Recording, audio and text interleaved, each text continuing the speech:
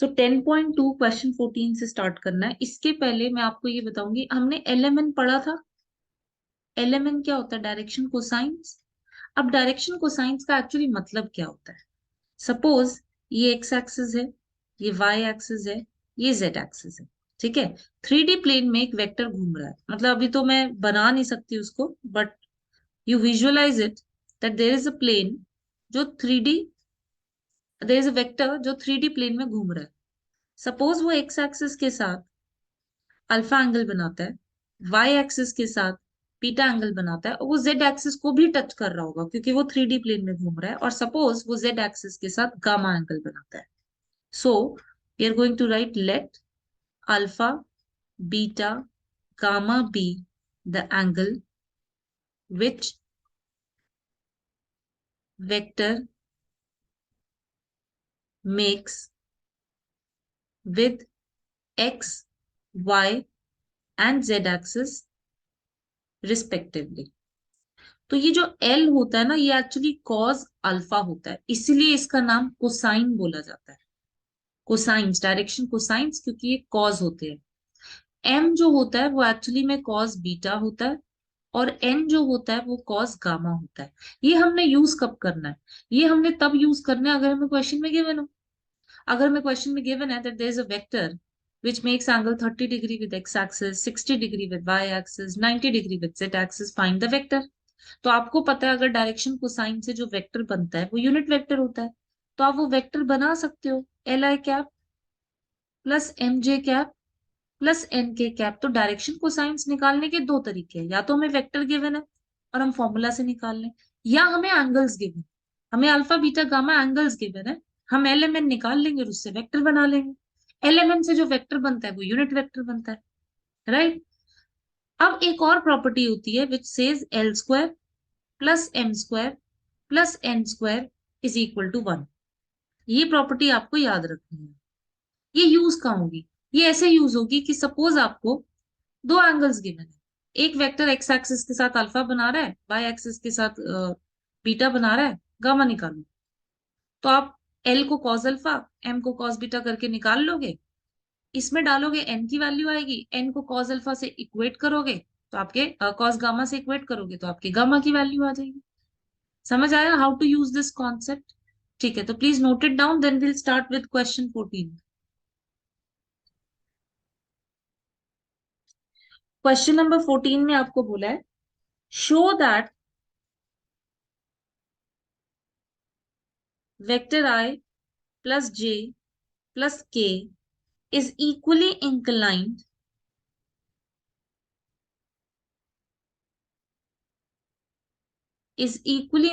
to ox, oy and oz. Now ox stands for x-axis, oy stands for y-axis, oz stands for z-axis.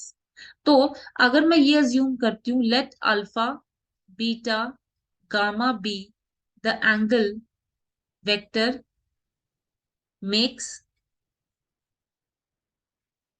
with ox, oy, oz, तो हमें prove क्या करना है?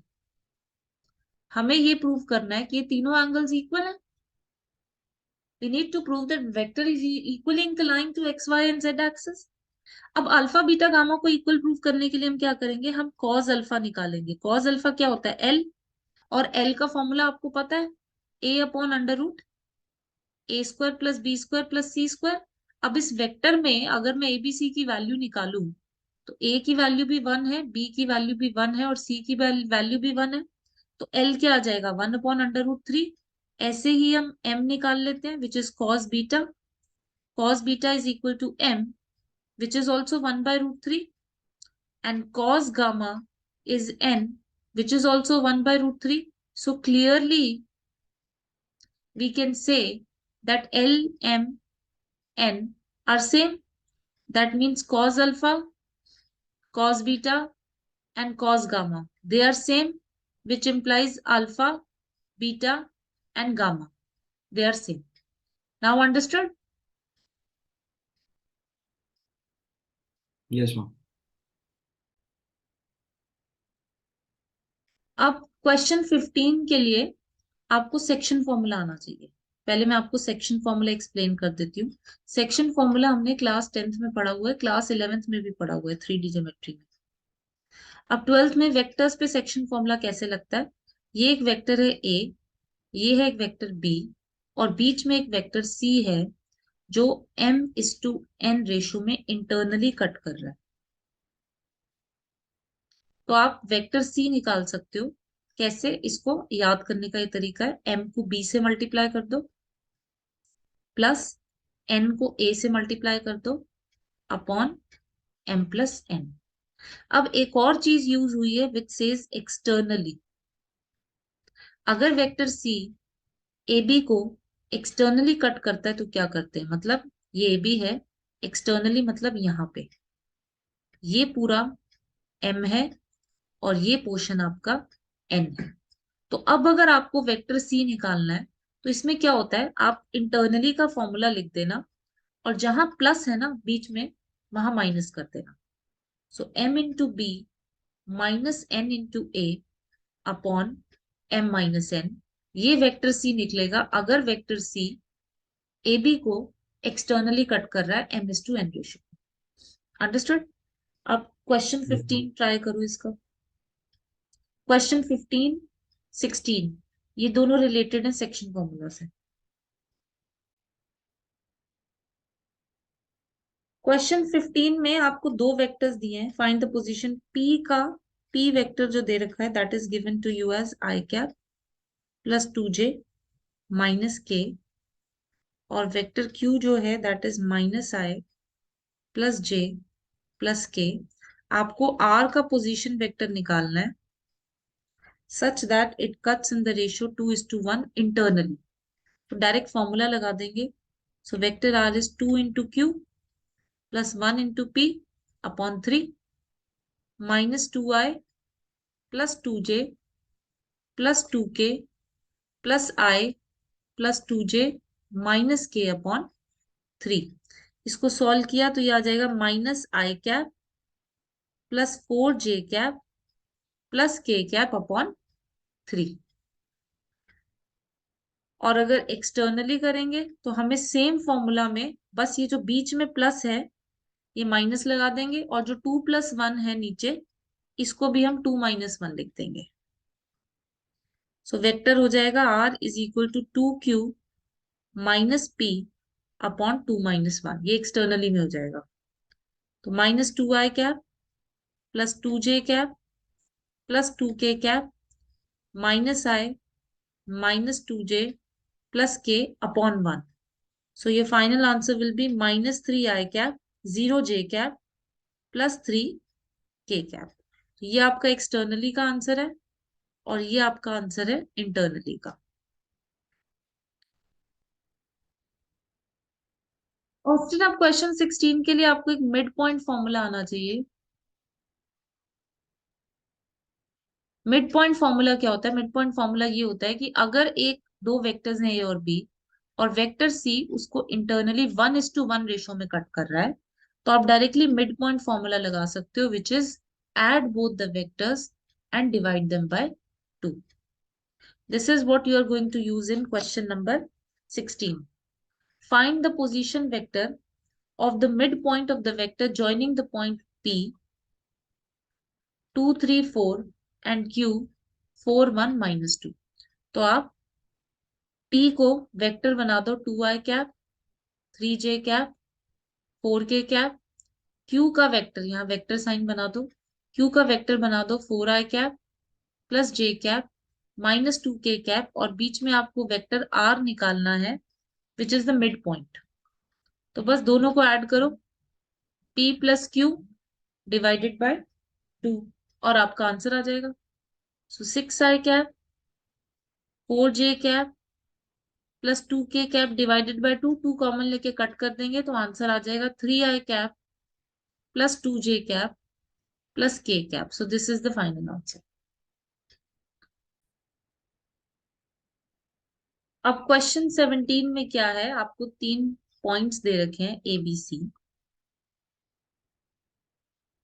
Point A के coordinates हैं, आप point A का position vector दे रखा है 3i cap -4j cap -4k cap, point B का पोजीशन वेक्टर है 2i cap -j cap plus k cap, और पॉइंट सी का पोजीशन वेक्टर है i cap -3j cap -5k cap. आपको ये बोला गया है कि prove that these are the vertices of a right angle triangle. तो सबसे पहले क्या आप क्या करो, वेक्टर ए बी निकालो। हम तीनों साइड्स के वेक्टर्स निकालेंगे पहले।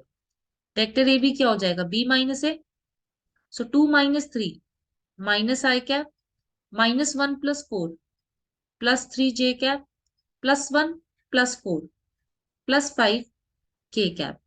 फिर आप क्या करोगे, इसका मैग्नीट्यूड निकालोगे, जो आएगा अंडर रूट -1 का स्क्वायर 1, 3 का स्क्वायर 9 और 5 का स्क्वायर 25। ये आ जाएगा √35। With the similar process, you are going to find out the vector AC, its magnitude, vector BC and its magnitude. उसके बाद जो हमने पाइथागोरस थ्योरम में पढ़ा है, if square of the larger side is equal to the sum of the square of the other two sides, then we can say that it forms a right angle triangle.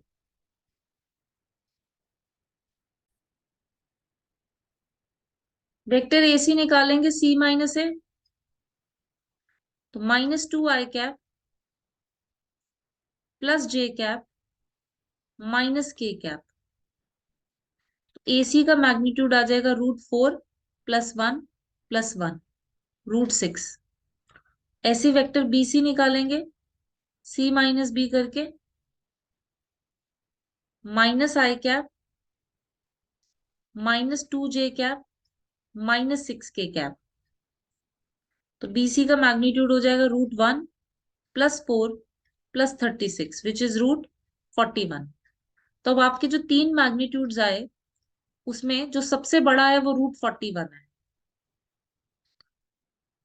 So magnitude of BC का square is 41 which is equal to magnitude of AC का square plus magnitude of AB का square.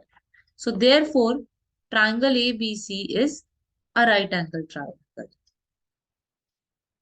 और अगर आपसे ये पूछा जाए कि इसमें राइट एंगल कौन सा है, तो इसमें जो हाइपोटेन्यूज है वो BC है। So we can say that are angle A is equal to 90 degree. So this triangle is right angled at A, मतलब यहाँ पे ये 90 डिग्री बना हुआ है आपका। Okay ma'am. Now I will explain U dot product.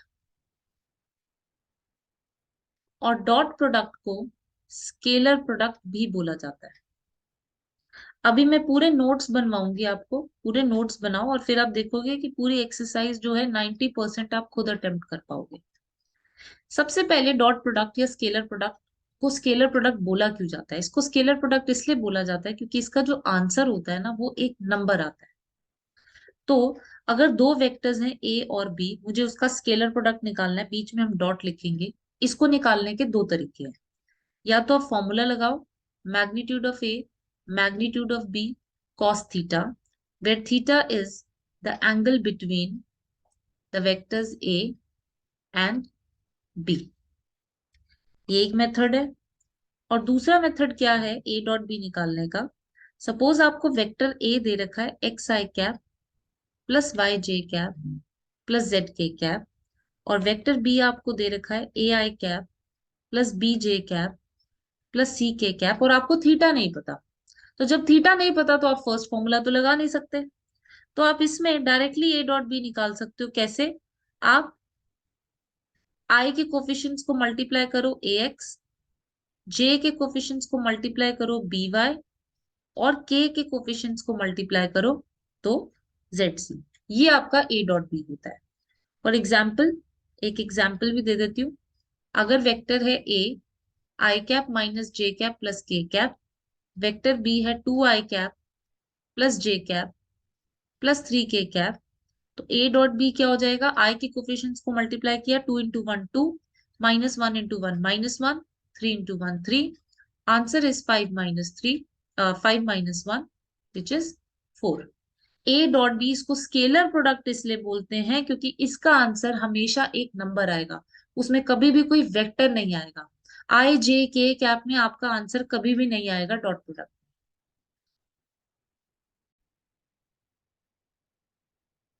Now some properties of dot product.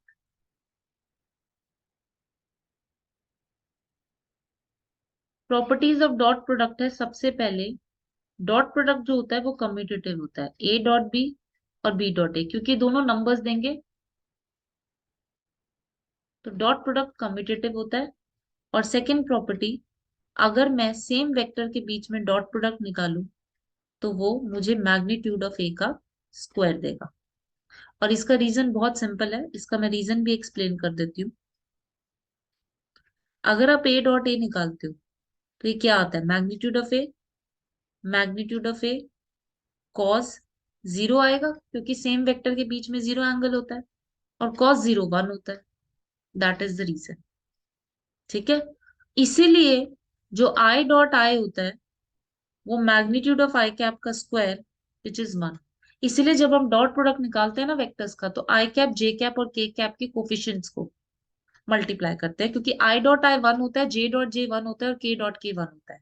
But अगर मैं यही आई डॉट जे निकालूं तो ये होगा magnitude of I, magnitude of J, और आई और जे मतलब एक्स और वाई एक्सिस के बीच में 90 डिग्री एंगल होता है, कॉस 90 जीरो होता है। दैट इज द रीजन कि जब हम डॉट प्रोडक्ट निकालते हैं दो वेक्टर्स का, हम सिर्फ आई कैप जे कैप और के कैप के कोफिशिएंट्स को मल्टीप्लाई करके लिख देते हैं, क्योंकि अगर मैं आई और जे को करूंगी तो जीरो ही आएगा, जे और के को करेंगी तो भी जीरो ही आएगा। अंडरस्टूड द रीजन नाउ कि why we take the coefficients, why we multiply the coefficients of I, J and K and then we add. Yes ma'am, समझ गई। Now I'll tell you when to use dot product.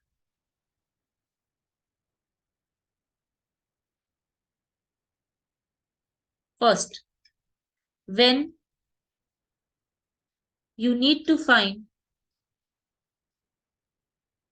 angle between two vectors.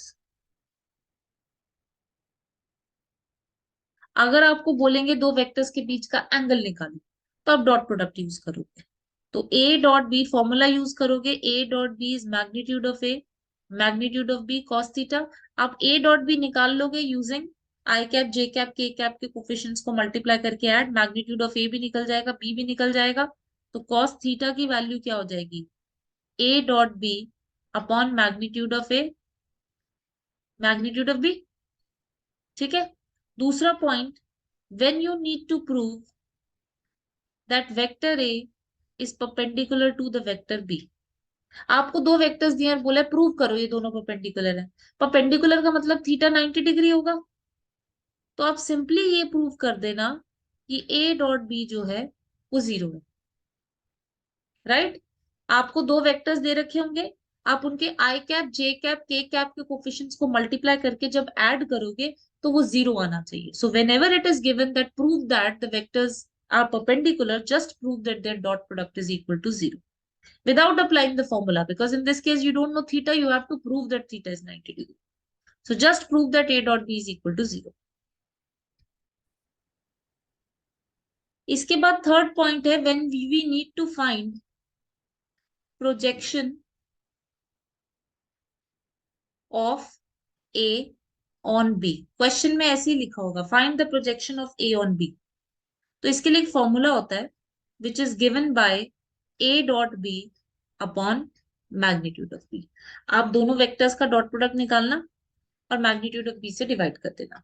इन तीनों formula में जब आप dot product निकालोगे ना, आप वो वाला मेथड यूज करोगे, आई कैप जे कैप के कैप के कोफिशिएंट्स, इनमें आपको वेक्टर्स गिवन होते हैं। ठीक है, दोनों फॉर्मूलाज को इक्वेट करोगे और आपके आंसर्स आ जाएंगे। ये तीन स्टेप्स जो मैंने आपको लिखवाए हैं ना, यू विल रियलाइज कि आप जब 10.3 अटेम्प्ट करोगे तो काफी क्वेश्चंस हो जाएंगे।